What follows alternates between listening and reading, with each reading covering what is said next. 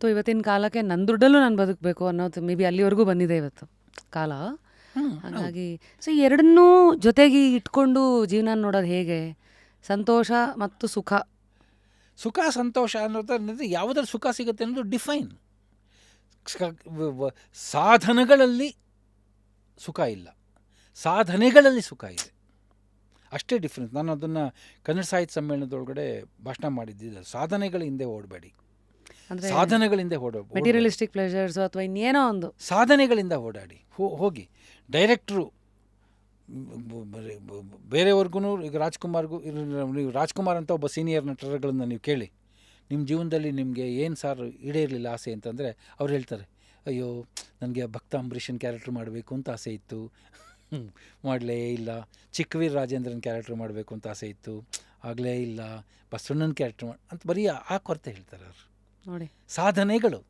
ನೀವು ಈಗಿನ ನಟರು ಕೇಳಿದ್ರೆ ಅವನು 8 ಲಕ್ಷ ತೊಗೊಂಬಿಟ್ಟು ನಾನು ಆ ರೇಂಜ್ಗೆ ಹೋಗಲಿಲ್ಲ, ಮೆಟೀರಿಯಲಲ್ಲಿ ಹೇಳ್ತಾರೆ ಇವರು.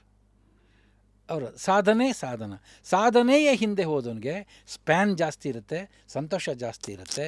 ಸಾಧನೆಗಳ ಹಿಂದೆ ಹೊಡೆದವನಿಗೆ ಒಂದು ಕಾರು ಅಂತ ಬಂದಿದ ತಕ್ಷಣ ಮುಗಿದೋಯ್ತು, 2 ಸೆಕೆಂಡ್ ಅಷ್ಟೇ, ಅದು ಹಿಂಗೆ ತಿರುಗಿದ್ರೆ ಆಮೇಲೆ ಎಲ್ಲ ತೊಗೊಂಡೋದು 2ನೇ ದಿವಸಕ್ಕೆ ಹಳೇದಾಗೋಗ್ಬಿಡುತ್ತೆ. 2ನೇ ದಿವಸಕ್ಕೆ ಅದು ಹಳೆ ಕಾರು. ನೀನು ಸಾಧನೆಯಿಂದ ಹೊರಟಾಗ ಗಣೇಶನ ಮದುವೆ ಮಾಡಿದೆ, ನೆಕ್ಸ್ಟ್ ಇನ್ನೂ ಒಂದು ಒಳ್ಳೆ ಪಿಕ್ಚರ್ ಮಾಡಬೇಕು, ಅದಕ್ಕಿಂತ ಒಳ್ಳೆ ಪಿಕ್ಚರ್ ಮಾಡಬೇಕು. ಮತ್ತು ಅದಕ್ಕೆ ಇದು ಜಾಸ್ತಿ ವರ್ಷಾನುಗಟ್ಲೆನೂ ಇವತ್ತಿಗೂ ಉಳಿದೋಗಿದೆ ನೋಡಿ. ಇವತ್ತಿಗೂ ಆ ಸ್ಪ್ಯಾನ್ ಇದೆಯಲ್ಲ, ಆ ಸ್ಪ್ಯಾನ್ ಜಾಸ್ತಿ ಮಾಡ್ಕೋಬೇಕು. ಸಾಧನದ ಹಿಂದೆ ಹೋದರೆ ಸ್ಪ್ಯಾನ್ ಕಡಿಮೆ, ಸಾಧನೆಯ ಹಿಂದೆ ಹೋದರೆ ಸ್ಪ್ಯಾನ್ ಜಾಸ್ತಿ, ಹ್ಯಾಪಿನೆಸ್ ಜಾಸ್ತಿ. ಸುಖ ಸಾಧನದ ಹಿಂದೆ ಹೋಗೋದು, ಸಾಧನೆಯ ಹಿಂದೆ ಹೋಗೋದು ಸಂತೋಷ. ನಮ್ಗೆ ಸಂತೋಷ ಎಲ್ಲ ಅಲ್ಲಿ ಪ್ಲೆಷರ್ ಸಿಕ್ಕುತ್ತೆ, ಅದು ಬೇಕಾಗಿರೋದು, ಸಾಧನೆ ಮತ್ತು ಸುಖ. ನಾನು ಎಲ್ಲರಿಗೂ ಹೇಳೋದಷ್ಟೆ, ಮಕ್ಕಳಿಗೆಲ್ಲ, ನನ್ನ ಮಕ್ಕಳಿಗೆ ನಾನು ಒಳ್ಳೆ ಪೊಸಿಷನಲ್ಲೇ ಇದ್ದರೂ ನನ್ನ ಮಕ್ಕಳಿಗೆ ಇನ್ನೂ ತೆಗೆಸ್ಕೊಡ್ಲಿಲ್ಲ ಗಾಡಿ. ನಾನು ಹಳೆಯ TVSಲ್ಲಿ ಹೋಗ್ತಿದ್ದ ನನ್ನ ಮಗ ಇಂಜಿನಿಯರಿಂಗ್ ಓದಬೇಕಾದ್ರೆ. ಕಷ್ಟ ತೋರಿಸ್ಬೇಕಂತನಾ? ನನ್ನ ದೊಡ್ಡ ಮಗ ಕಷ್ಟ ತೋರಿಸ್ಬೇಕಂತನಾ? ಅಲ್ಲ, ಹೇಳ್ದೆ, ಕಳಿಸ್ತಾ ಇದ್ದೆ. TVSಲ್ಲಿ ಹೋಗೋನು. ಅವನು ಬಂದು ನಮ್ಮ ಮನೆಗಳಲ್ಲಿ ಇವೆಲ್ಲ ನಡೆಯುತ್ತೆ, ಇವೆಲ್ಲ ನಾವು ತಂದೆ ತಾಯಿಗಳು ಮಾಡಲೇಬೇಕಾದ ಕೆಲಸಗಳು. ಎರಡು ಎಕ್ಸಾಂಪಲ್ ಹೇಳ್ತೀನಿ. ಒಂದೇನು ಅಂತಂತಂದರೆ, ನನ್ನ ಮಗನಿಗೆ ಒಂದು ಸಲ ನಮ್ಮ ಮನೇಲಿ ಪಾಕೆಟ್ ಮನಿ ಎಲ್ಲ ಕೊಡೋಲ್ಲ, ನೋ ಪಾಕೆಟ್ ಮನಿ. ಆಮೇಲೆ ನನ್ನ ಮಕ್ಕಳು ಕೆಲಸಕ್ಕೆ ಸೇರಿ ಕೊಡೋವರೆಗೂ ಮೊಬೈಲ್ ತೆಕ್ಕೊಡೋಲ್ಲ, ನಾನು ತೆಕ್ಕೊಟ್ಟಿರಲಿಲ್ಲ. TVS ಹಳೆ TVSಲ್ಲಿ ಹೋಗೋನು ಬರೋನಷ್ಟೇ. ಬಟ್ಟು ಅದಕ್ಕೆಲ್ಲ ಪ್ರಶ್ನೆ ಮಾಡಿದಾರೆ ಅವರು. ಇವಾಗ ನನ್ನ ಹುಡುಗನಿಗೆ, ದೊಡ್ಡ ಮಗನಿಗೆ ತಲಕಾಡ್ಗೋ ಏನೋ ಟ್ರಿಪ್ ಹಾಕಿದ್ರು. ಅವನಿಗೆ ಹೋಗಬೇಕು ಅಂತ ಸಿಕ್ಕಾಪಟ್ಟೆ ಆಸೆ ಇತ್ತು, ತಲಕಾಡ್ಗೆ ಹೋಗಬೇಕು ಫ್ರೆಂಡ್ಸ್ಗೆ ಅಂತ. ನಾನು ತಲಕಾಡಿಗೆ ಕಳಿಸ್ಲಿಲ್ಲ. ಸೊ ಹೋಗಿ ಬಂದ. So he face the disappointment. ಮಾಡಿದ ತಕ್ಷಣವೇ ನನ್ನ ಹೆಂಡ್ತಿ ಮುಂದೆ ಅಂದ, ಪಾಕೆಟ್ ಮನಿ ಅಂತ ಕೊಟ್ಟಿದ್ರೆ ನಾವೆಲ್ಲ ಒಂದು ಕಡೆ ಇಟ್ಕೊಂಡಿರ್ತಾ ಇದ್ವಿ, I would have gone to Talakad ಅಂತ ಹೇಳಿದ್ರು. ಅದು ಬಂದ ತಕ್ಷಣ ನನ್ನ ಹೆಂಡ್ತಿ ನನ್ನ ಹತ್ರ ಬಂದಳು, ಹೇಳಿದ್ಲು. ಹೇಳಿದ ತಕ್ಷಣವೇ ಬಟ್ ಬೇರೆ ಯಾರ ಫ್ಯಾಮಿಲಿ ಒಳಗಡೆ ಹಂಗೆ ಅಂದ್ಕೊಂಡು ಅಂತ ಸುಮ್ಮನಾಗ್ಬಿಡ್ತಾರೆ. ನಾನು ನನ್ನ ಮಗನ ಕೇಳ್ತೀನಿ, ನೋಡಪ್ಪ, ನಿನ್ನ ತಲಕಾಡಿಗೆ ಕಳಿಸ್ತಾ ಇದ್ದಿದ್ದು ದುಡ್ಡಿಗೆ ಮುಖ ನೋಡ್ಕೊಂಡಾಗಲಿ, ಇನ್ನೊಂದು ದುಡ್ಡಿನ ಮುಖದಲ್ಲಾಗಲಿ ನೀನು ಕೂಡಿಟ್ಕೊಂಡಿದ್ದು ನಾನು ಕಳಿಸ್ತಿರ್ಲಿಲ್ಲ.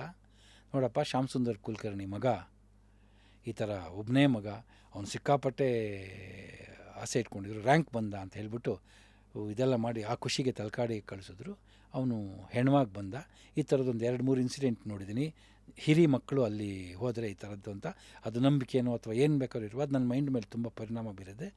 ನಾನು ನಿನ್ನ ಮೇಲಿನ ಪ್ರೀತಿಯಿಂದ ತಲಕಾಡಿಗೆ ಕಳಿಸ್ಲಿಲ್ಲ ಅಷ್ಟೇ ಹೊರತಾಗಿ ಅಂತ ಎಕ್ಸ್ಪ್ಲೇನ್ ಮಾಡ್ತಾ ಅವ್ನ ಕಣ್ಣಲ್ಲಿ ನೀರು ಬಂದ್ಬಿಡ್ತು. ಸಾರಿ ಡ್ಯಾಡಿ, ಸಾರಿ ಅಪ್ಪ ಅಂತ, ಸಾರಿ ಪಿತಾಶ್ರೀ ಅಂತ ಕರೆಯೋದು ನಮ್ಮ ಮನೇಲಿ, ಸಾರಿ ಪಿತಾಶ್ರೀ ಅಂತಂದ. 2ನೇ ಸಲ ಆಮೇಲೆ ಇದಕ್ಕೆ ಬಂತು, TVSಲ್ಲಿ ಹೋಗ್ತಿದ್ದ. ಹೇಳ್ದ, ಖುಷಿ, ನನಗೆ ನಮ್ಮ ಕಾಲೇಜಲ್ಲಿ ಇಂಜಿನಿಯರಿಂಗ್ ಕಾಲೇಜು, ಇವರಪ್ಪ ದೊಡ್ಡ ಡೈರೆಕ್ಟ್ರಪ್ಪ, ನನ್ನ ಮಗ TVSಲ್ಲಿ ಬರ್ತಾನೆ ಅಂತೆಲ್ಲ ಆಡ್ಕೋತಾರೆ, ಹಂಗೆ ಹಿಂಗೆ ಅಂತ ಹೇಳ್ದ. ಅದಕ್ಕೆ ಅವ್ನು ಹೇಳ್ದೆ, ಅವ್ರಿಗೆ ಹೇಳು, ನಮ್ಮಪ್ಪನಿಗೆ ಮೋಟ್ರ್ ಬೇಕಲ್ಲ, ಬೇಕಾದ್ರೆ 35 ಲಕ್ಷದ ಇದು ಕೊಡಿಸೋ ಕೆಪಾಸಿಟಿನೇ ಇದೆ, ನಮ್ಮಪ್ಪ ಕೊಡಿಸ್ದೇ ಇರೋದು ಒಂದು ಉದ್ದೇಶ ಏನು ಅಂತಂತಂದರೆ, ನೀನು ಎಲ್ಲ ಸುಖನೂ ಎಲ್ಲ ಪಟ್ಬಿಟ್ಟು ಅಂತಂತಂದರೆ ನೀನು ಸಂಪಾದನೆ ಮಾಡೋ ಅಷ್ಟೊತ್ತಿಗೆ ಎಲ್ಲದ್ರ ಮೇಲೂ ಇಂಟ್ರೆಸ್ಟ್ ಕಳ್ಕೊಂಬಿಟ್ಟಿರ್ತೀಯ. ಏನದ್ರ ಬಗ್ಗೆನೂ ಥ್ರಿಲ್ ಇರಲ್ಲ.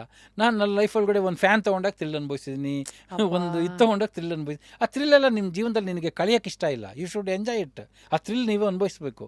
ಅದಕ್ಕೋಸ್ಕರ ಬ್ಯಾಲೆನ್ಸ್ ಇಟ್ಟಿದ್ದೀನಿ, ಅದಕ್ಕೆ ನಮ್ಮಪ್ಪ ಬ್ಯಾಲೆನ್ಸ್ ಇಟ್ಟೋದು ಅಂತ ಹೇಳು ಅಂತ ಹೇಳಿದೆ. ಬಟ್ ಅವ್ನಿಗೆ ಯಾವತ್ತು ರಿಲೀಸ್ ಆಯಿತೋ ಹೇಳ್ದ, ಸುಮ್ಮನೆ ಅದ. ಬಟ್ ಫಸ್ಟ್ ಸಂಪಾದನೆ ಮಾಡಿದ್ಮೇಲೆ ಅವ್ನಿಗೆ ತುಂಬ ಇಷ್ಟಪಟ್ಟಿದ್ದು ಪಲ್ಸರ್ ತೊಗೊಂಡ. ಅವತ್ತು ಹೇಳ್ದ, ಏನು ಆನಂದ ಆಗ್ತಾಯಿದೆ ನನಗೆ, I can't control my emotion. ನನಗೆ ಒಂದು ತಿಂಗಳಲ್ಲಿ ತಗೊಂಬಿಟ್ಟೆ. ನಾನು ನಿನ್ನಲ್ಲಿ ಆ ಕೊರತೆ ಉಂಟು ಮಾಡಿದ್ರಿಂದ ಇವತ್ತು ನೀನು ಅದನ್ನು ಫೀಲ್ ಮಾಡ್ತಾಯಿದ್ದೆ. ನಿನ್ಗೆ ಅವತ್ತು ಕೊಡಿಸ್ಬಿಟ್ಟಿದ್ದರೆ ನಿನ್ನ ಮೊದಲನೇ ತಿಂಗಳು ಸಂಬಳಕ್ಕೂ ಏನಕ್ಕೂ ಪ್ರಯೋಜನಕ್ಕೆ ಬರ್ತಿರ್ಲಿಲ್ಲ, ಯಾವುದಕ್ಕೂ ಬರ್ತಾಯಿರಲಿಲ್ಲ. You should have thrill. ಈಗ ನೀನು ಒಂದೊಂದು ನೀನೇ ಗಳಿಸ್ಕೋಬೇಕು. ಇವತ್ತು ನಾವು ಸ್ವಂತ ಇಬ್ಬರು ಮಕ್ಕಳು ಸೇರಿ ಮನೆ ಕಟ್ಟಿಸಿದ್ದಾರೆ. ಅದು ಏನು ಒಂದು ಪೈಸಾ ಸಾಲ ಇಲ್ಲದೆ ಮನೆ ಕಟ್ಟಿದ್ದಾರೆ. ಏನು ಇವತ್ತು ಹೆಮ್ಮೆ ಪಡ್ತಾರೆ ಅಂತಂತಂದರೆ ಆ ಥ್ರಿಲ್ ಇದೆಯಲ್ಲ.